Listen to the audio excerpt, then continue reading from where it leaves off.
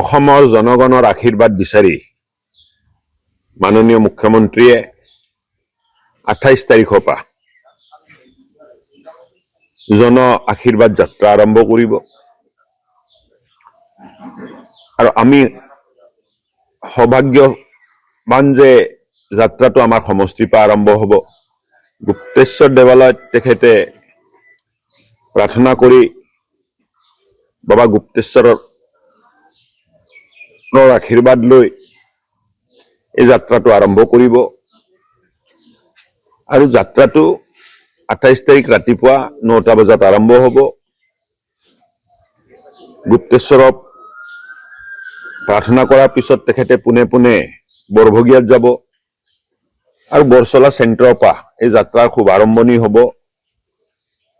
বৰচলা চেণ্টাৰৰ পৰা ডুমডুমা পৰা চিৰাজুলি পৰা নেশ্যনেল হাইৱেৰ জৰিয়তে তেখেতে ঢেকীয়াজুলি ঠেলামাৰা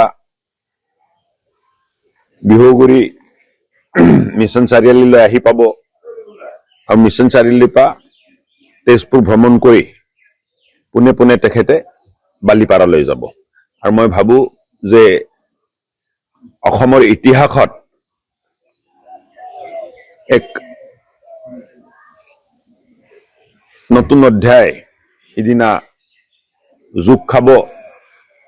প্ৰায় এই যাত্ৰাৰ পথত 1.5 লাখৰো অধিক জনগণ তেখেতক আশীৰ্বাদ দিব বুলি আমি ধাৰণা কৰিছো।